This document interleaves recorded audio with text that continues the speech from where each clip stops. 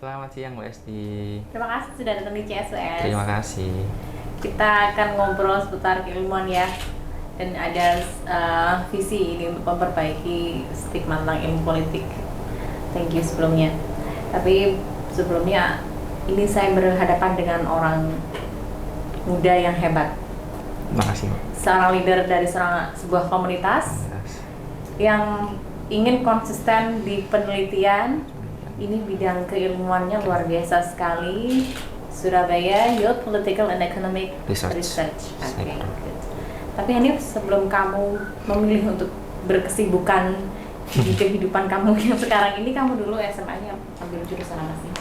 Dulu aku SMA itu masuk SMK sebenarnya, Sekolah Menengah Kejuruan di SMK Negeri 5 Surabaya, ambil jurusannya Teknik Instalasi Pemanfaatan Tenaga Listrik.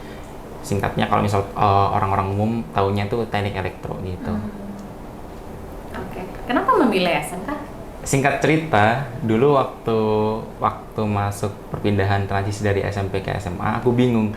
Hanif mau jadi apa sih besok? Cita-citaku pada waktu kecil itu sudah cuma dipikirkan ya cita-cita. enggak, cuma gambaran aja dulu. Itu pengen jadi abdi negara gitu, entah itu TNI atau polisi. Tapi pada waktu itu SMP, aku bingung Hanif mau jadi apa sih besok? Mau ngapain sih gitu. Dan pada waktu itu aku tes dan tidak diterima di Gresik karena emang aku aslinya Gresik. Terus karena emang lingkungan dari orang tua itu teknik, itu saudara, ayah dan sebagainya itu teknik semua, terutama di teknik listrik sama teknik mesin. Akhirnya aku langsung dijerumusin di SMK gitu. Meskipun aku sebelumnya nggak tahu nih tentang SMK tuh apa sih, ngapain aja di dalamnya gitu. Dan ya masuk SMK karena salah satunya adalah paksaan dari orang tua pada waktu itu, karena emang bukan murid dari aku sendiri, karena aku dulu cuma pengennya ya cuma abdi negara, cuma masuk SMA gitu, tapi karena paksaan dari orang tua akhirnya milih SMK itu. Enjoy nggak tapi selama SMK? Dibilang enjoy apa enggak, kebanyakan enggak sih Mbak. Kalau misal aku ngeliat soalnya kan dari awal emang penuh paksaan gitu kan. Ini kelas balik dulu pada waktu pendaftaran PPDB itu kan. Itu aku dihadapkan orang yang daftar BK pada waktu itu.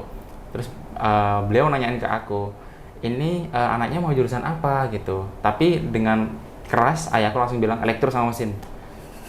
Biar anaknya yang memilih Pak, elektro sama mesin. Oh iya, akhirnya dipilih elektro sama mesin pada waktu itu.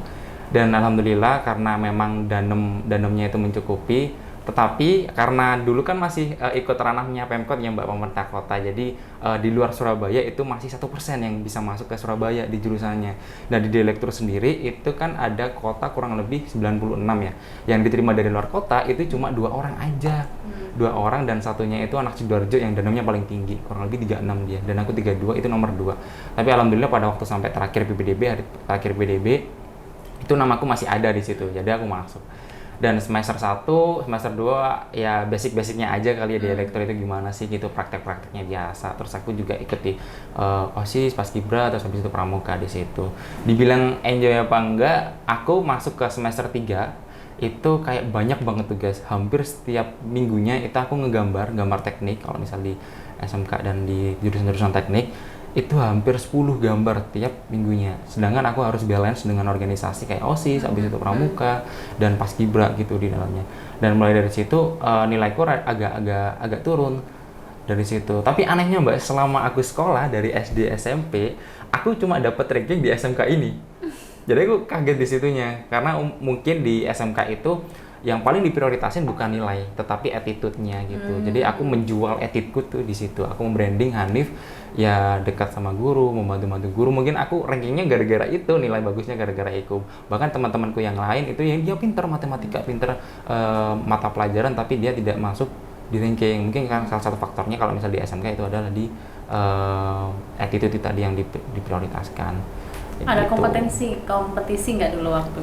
Kalau kompetisi dulu banyak banget, tetapi banyaknya di bidang keilmuan yang relevan. Jadi di jurusan itu aja. Kalau misalnya di elektro, kimia, kan di SMK Negeri 5 Surabaya itu ada 8 jurusan. Jadi ya sesuai dengan itu. Tapi aku mikirnya nggak passion gitu masuk di semester 3, Mbak. Semester 3, semester 4. Aku tuh ngerasa, wah Hanif nggak passion nih di sini di elektro nih. Wah Hanif nggak bakat nih di sini nih. Akhirnya aku banting setir, Mbak, pada waktu itu. Aku fokus di non-akademik. Jadi non-akademik aku kayak explore di organisasi, explore di komunitas, ikutan komunitas sana, komunitas sini.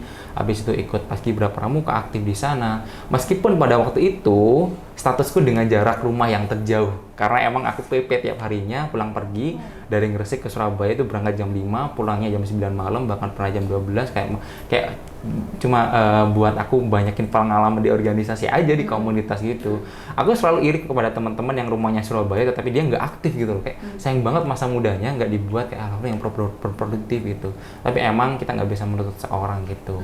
Gitu. Jadi karakteristiknya Hanif dapatnya dari situ gitu. Nah, Kalau misalnya dari SMK. komunitas itu kamu di bidang apa di komunitas? Komunitasnya dulu pertama kali aku masuk itu bidangnya itu sosial pendidikan gitu. Sosial Pertama kali 2016 waktu itu semester 1 itu sosial pendidikan. Jadi komunitas ada perkumpulan komunitas. Jadi pelajar SMA ini juga ada dari mahasiswa. Jadi kita buat event lebih kayak ke bakti sosial. Terus habis itu kita buat event kayak anti narkoba dan sebagainya gitu. Jadi mulainya dari situ. Komunitasnya Hanif dulu di situ. Jadi daripada aku 4 tahun nggak ngapa-ngapain di elektro, 4 tahun aku nggak passion di elektro, akhirnya aku banting setirnya di non akademiknya itu, gitu. Singkat ceritanya dulu. Dapat nggak tapi ini tekniknya sampai sekarang? Kalau secara basic karena emang aku orangnya itu kurang tertarik ya, kurang interest di matematika, hitung-hitungan itu, jadi kurang kayaknya aku dapat di elektro ini gitu. Tetapi anehnya itu pada waktu aku kan 4 tahun ya di sekolahku ya SMK Negeri 5 Surabaya itu 4 tahun. Pada waktu semester 3 abis magang itu aku kayak terbuka kan pikiranku di situ. Jadi pemikirannya Hanif itu terbuka, kayak aku tuh terbuka jati dirinya lagi. Jadi oh Hanif besok mau ke sini gitu. Jadi udah diarahkan secara nggak langsung. Aku juga kaget. Oh iya ya, aku coba aja di sini dah ya gitu. Akhirnya aku coba di rumpun sosial Lumanoria itu. Akhirnya lanjut sampai ke kuliah. Akhirnya lanjut sampai ke kuliah gitu. Kuliahnya jurusan? Kuliahnya sekarang jurusan administrasi negara. Malah jauh banget dari SMK. Iya makanya. Kan dulu ya? elektro gak kepake. Dan sekarang ke administrasi negara, murtad gitu Mbak dari. Dan dalam pemilihan jurusan waktu kuliah ini sendiri, sudah nggak ada intervensi dari orang tua? Nggak ada intervensi dari orang tua. Jadi orang tua tuh udah lepas tangan karena emang mungkin udah tahu ya anaknya itu bisa survive sendiri, bisa ngerti dianya itu siapa, karakteristiknya itu di mana dari situ. Jadi mungkin lebih kayak memberi kebebasan kepada anaknya buat memilih jurusan dan memilih universitas pada waktu itu. Ini aku milih administrasi negara gitu. Sekarang pun masih aktif di komunitas. Aktif di komunitas juga sekarang. Bahkan mendirikan ini cyber. Mendirikan cyber.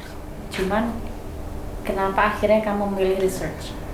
Kenapa memilih research? Singkat cerita, dulu pada waktu pertama kali aku ikut perlombaan itu waktu SMK, itu lomba esai, jadi kepenulisan gitu. Menurutku kata-kata itu adalah salah satu senjata yang paling mematikan untuk diabadikan. Jadi ketika kita punya ide dan sebagainya tapi tidak dieksekusi, itu menurutku ya omong kosong. Prinsipku gini, aku dapat inovasi pada waktu itu dari kata-katanya filsuf Jerman Friedrich Engels. Dia bilang kalau misal 1 ons aksi itu lebih berharga daripada 1 ton teori. Jadi dari kata-kata itu aku kayak oh iya gitu. Jadi aku nggak cuma teori-teori aja tetapi juga ada aksinya. Jadi aku teorinya research dan sebagainya tapi nggak ada aksinya kita buat komunitas, nggak ada aksinya kita buat penelitian dan sebagainya untuk kebermanfaatan di lingkungan sekitar kita, itu omong kosong menurutku. Jadi mulai dari situ aku kayak pengen nih buat yang namanya komunitas research itu tadi gitu. Singkat ceritanya gitu. Dan ya gitu. Sudah murtad dari teknik. Ya, murtad dari teknik kasasku. Masuk ke administrasi negara. Tapi sekarang yang dikembangkan research. Basicnya ekonomi dan politik. Ekonomi dan politik. Kenapa ekonomi dan politik? Kenapa ekonomi dan politik? Sebenarnya kalau secara singkat, kenapa ekonomi dan politik itu lebih kayak di concernnya teman-teman timnya kita sendiri. Karena emang mayoritas dari tim kita itu ada yang ekonomi dan politik. Politik itu mungkin interestnya saya sendiri di politik, kebijakan dan sebagainya gitu. Jadi nggak usah jauh-jauh, apa yang udah kita bisa, apa yang udah kita capai sebelumnya, experience-nya teman-teman yang ada di tim Cyper ini perlu dikembangkan, dan kembangkan itu makanya kita memakai nama Political and Economic seperti itu. Yang berangkat dari situ sebenarnya Political and Economic itu yang pertama. Yang kedua, aku ngelihat politik and economic ini menjadi salah satu dasar menurutku dalam pemerintahan dalam negara gitu. Soalnya karena politik sendiri itu nanti urusannya nanti bisa ke kebijakan, terus nanti ekonomi bisa ke kemasyarakatan gitu. Jadi dua hal ini yang menurutku saling berkaitan sama yang sama lain gitu. Berarti sekarang kamu juga akan mempelajari ilmu politik ya? Lebih kayak balancing antara jurusan gua administrasi negara sama di ilmu politik itu sendiri. Jadi kalau misal di administrasi negara itu dia fokusnya mungkin lebih kayak ke analisis jabatan, habis itu ke kebijakan publik, habis itu nanti birokrasi itu seperti apa, berjalannya pemerintahan dan sebagainya. Tapi jauh di dalam itu ada yang namanya politik. Kalau salah satu wakil Menteri Pendayagunaan Aparatur Sipil Negara, Prof. Eko Prasojo yang sekarang ngajar di UI, itu dia pernah bilang gini, public policy is intellectual activities in the political process. Jadi kebijakan publik itu adalah aktivitas intelektual di dalam aktivitas politik gitu. Jadi aku dari situ mikir, oh iya ya, ternyata kebijakan publik ini nggak murni dari kebijakan publik, ternyata di dalam juga ada aktivitas politik di dalamnya. Jadi itu yang membuat aku kayak tertarik banget buat terjun di dunia politik sebenarnya. Karena emang kalau misalnya kita ngomong kebijakan-kebijakan ada, kita bakalan buta di belakangnya gitu. Jadi kita cuma lihat covernya aja, kita nggak ngelihat di belakangnya itu seperti apa prosesnya sih gitu. Itu yang pertama. Terus aku juga terinspirasi dari kata-kata kalau misal orang optimis sama orang pesimis itu dibutuhkan. Kalau misal diibaratkan pesawat, orang optimis yang membuat pesawatnya sendiri sedemikian rupa, isinya banyak, teknologi yang terkini. Tetapi orang pesimis lah yang justru menyelamatkan pesawat ini. Karena apa? Karena dalam orang pesimis ini dia mengajukan kita harus ada pintu darurat deh. Kalau misalnya nanti kecelakaan kita bisa lewat pintu itu gitu. Jadi menurutku sama kayak yang tadi, benar. Jadi ibaratnya kayak tadi, kalau misal ya kebijakan publik juga ada intervensinya di politik. Begitu juga sebaliknya, politik juga ada intervensinya di kebijakan publik. Itu kenapa aku kayak pengen banget belajar di politics, karena emang di administrasi negara juga bakal bergesekan dengan politik. Apapun proses kegiatan yang ada di administrasi negara itu bakalan bergesekan dengan politik. Bahkan nggak administrasi negara aja, kehidupan kita sehari-hari pun juga ada proses politik. Lobbying, kamu besok segini jam segini kosong nggak gitu, ayo makan sama aku, ayo keluar sama aku, kan sebenarnya proses politik, lobbying politik gitu sih. Jadi penting banget menurut aku buat mempelajari apa sih ilmu politik itu dan apa aja penerapannya di kehidupan sehari-hari dan sebagainya. Dan bidang kajian cyber juga spesifik ke politik juga ada ya? Iya, spesifik ke politik. Politik juga ada di cyber ini. Nah, kamu akan memperdalam ilmu politik ini dari mana yang lebih mempermudah proses belajar kamu? Kalau mempermudah proses belajar aku, sebenarnya sudah aku jelasin sebelumnya karena politik ini berurusan dengan kebijakan, karena aku emang pengen banget belajar kebijakan. Jadi aku mungkin mulainya dari situ. Jadi politik itu menjadi salah satu instrumen dalam suatu kebijakan itu tadi, Mbak. Jadi mulainya aku dari situ sih kalau misalnya aku belajar politik. Meskipun dulu pada waktu aku milih jurusan itu pertama kali milih jurusan bukan di administrasi negara, tapi dulu di hukum sama politik. Tetapi pada waktu berjalannya waktu, pada waktu tabrakan sana sini, ada informasi sana sini, aku pengennya tuh ternyata di administrasi negara. Dan bener, ternyata di administrasi negara tuh apa yang aku pinginin, karakteristik Hanif tuh ada di sana semua. Kayak di manajemennya ada, organisasinya itu ada. Kan aku emang pengen banget di manajemen karena ada basically organisasi yang pertama. Yang kedua, di politiknya juga ada karena kita juga belajar pemerintahan, di government-nya juga ada gitu. Terus habis itu struktur pemerintahan itu ada di administrasi negara. Dan aku baru itu pada waktu masuk administrasi negara. Oh iya, ternyata banyak banget nih di administrasi negara. Itu yang pertama. Terus yang kedua, karena aku mungkin terjun di administrasi negara dan politik itu udah ada experience-nya sebelumnya. Jadi aku berani bilang kalau misal aku udah baca buku sebelum ngelihat film. Jadi kemarin aku ngeliat buku nih, aku membaca buku sampai khatam, terus aku sekarang ngelihat filmnya. Jadi dulu aku experience-ku di politics, di administrasi negara, di pemerintahan dan sebagainya. Terus habis itu aku masuk ke administrasi negara, tinggal ngelihat filmnya aja. Jadi tahu kan, oh habis ini nih gitu, oh habis ini gini dan sebagainya gitu. Aku berani bilang gitu karena aku best experience di sana gitu. Jadi kalau misal nggak dikembangin tuh sayang banget gitu loh. Gitu Oke, sih kalau Mbak Esti. menurut kamu sendiri nih sekarang perlu nggak sih publik itu mengenal ilmu politik yang sebenarnya? Itu menjadi penting. Publik menjadi publik belajar ilmu politik menjadi penting ketika proses demokrasi di Indonesia, pemerintahan dan sebagainya itu tidak terlihat oleh publik yang sebenarnya. Karena emang kalau misal dari philosophical itu ada terjadi realitas sosial, habis itu rekayasa sosial dan sebagainya itu yang terjadi dalam publik. Itu yang mengakibatkan publik itu menilainya berbeda dengan apa yang terjadi di pemerintahan gitu. Kayak semisal ada yang namanya misleading information dalam berita. Jadi clickbait beritanya, judulnya tuh membuat provokasi di sebagian orang, akhirnya terciptanya lah pergesekan sosial di masyarakat gitu. Itu menjadi ketika penting kalau misal kita belajar politik menurutku yang pertama. Karena apa? Karena kalau misal kita nggak ngelihat dari dalamnya itu ya menurut aku percuma aja gitu kalau misal kita ngelihat dari permukaannya aja gitu. Jadi kita harus terjun, kita harus ngerti politik itu seperti apa, kita harus ngerti kayak prosesnya seperti apa dan bagaimana gitu. Dan itu juga menjadi penting ketika semua orang karena sekarang eranya disrupsi gitu ya. Jadi demokrasi kita demokrasi cyber gitu Mbak ya. Itu semua orang bisa menjadi aktor, bisa menjadi instrumen, bisa jadi influence buat mempengaruhi orang lain di situ. Jadi ya salah satu yang ngebuat dasarnya dari politik itu, belajar politik. Jadi bisa memperluas sudut pandang mungkin yang Oke. Di sosial media sekarang juga anak-anak muda juga kalau ada info soal politik mereka juga suka nimbrung. Betul. Kan kita nggak tahu mereka itu paham nggak sih gitu kan.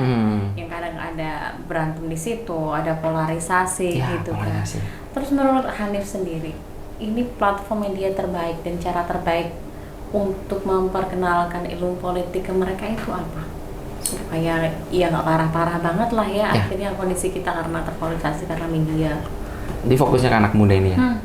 Jadi kalau misal kita ngelihat segmentasinya anak muda, mereka itu nggak butuh yang kalau bahasanya mereka tuh yang muluk-muluk gitu, yang kayak terlalu kaku-kaku. Jadi harapannya di Cyber ini udah ngobrol sama tim-timnya juga itu bakal membuat konten, bakal membuat nanti publikasi, bakal membuat nanti researchnya kita itu nanti based on segmentasi pasar. Jadi ada 3.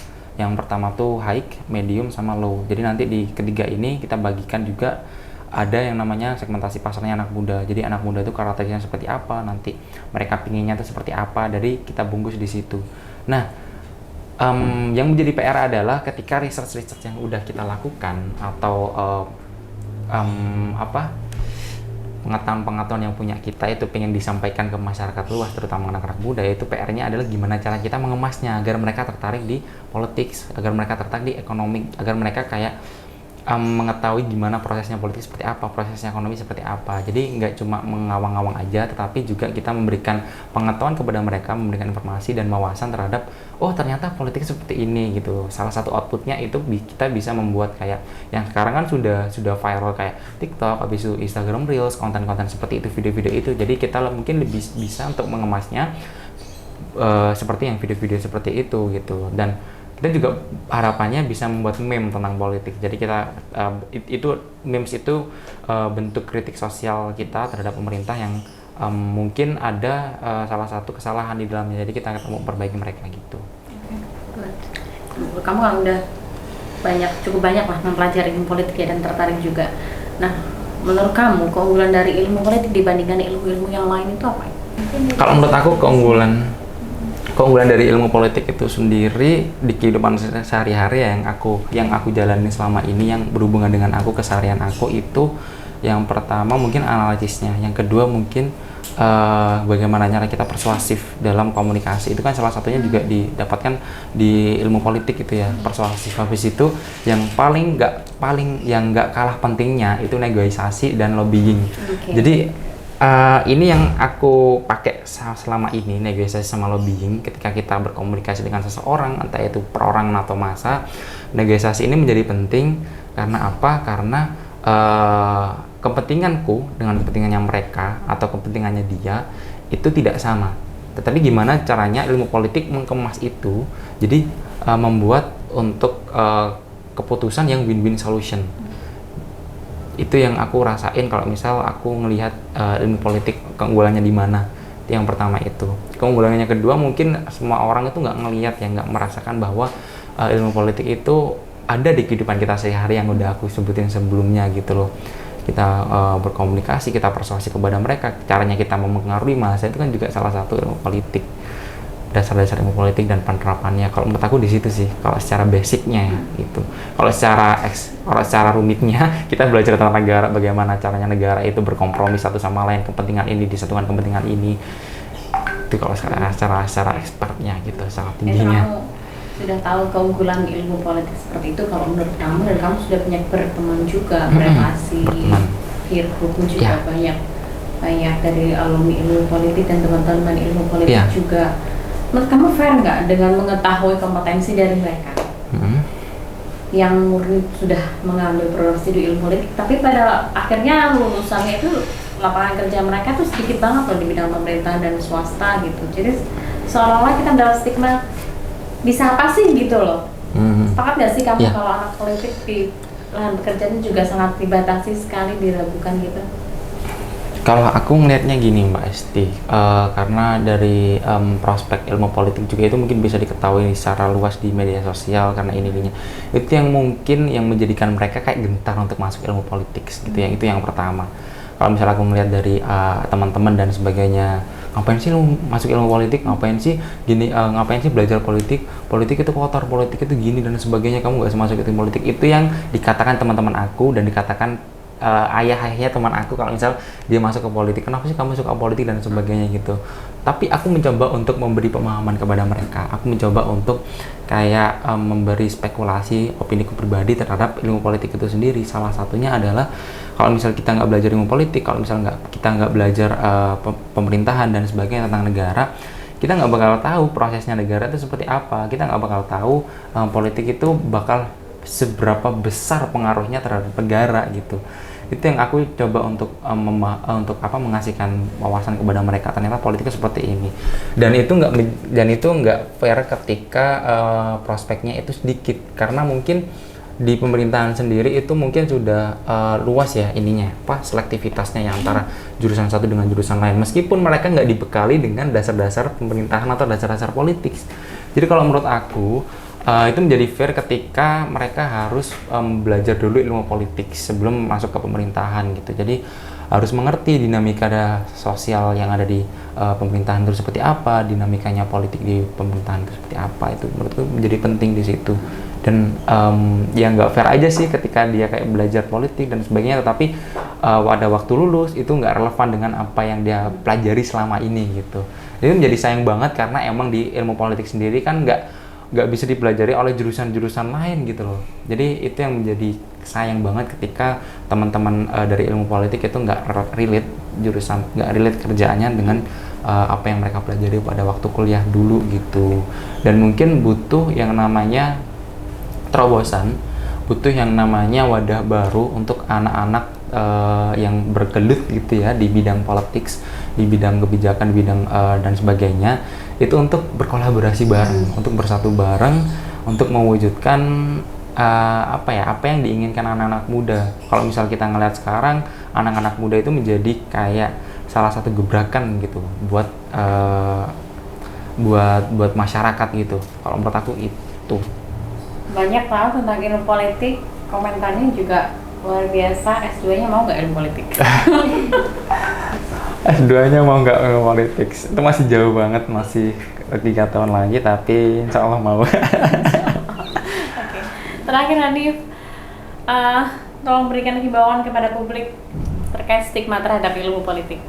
Menyoal politik pasti nggak jauh dari stigma politik itu kotor, politik itu korupsi, politik itu mengutamakan kepentingan pribadi di atas kepentingan umum. Tetapi jauh lebih dari itu, politik adalah soal kebijaksanaan. Politik adalah seputar tentang kehidupan kita sehari-hari. Bagaimana caranya kita untuk mengembangkan potensi diri itu juga salah satu faktor dari ilmu politik. Bagaimana cara kita menganalisis sebuah peristiwa, itu juga ada proses politik di dalamnya.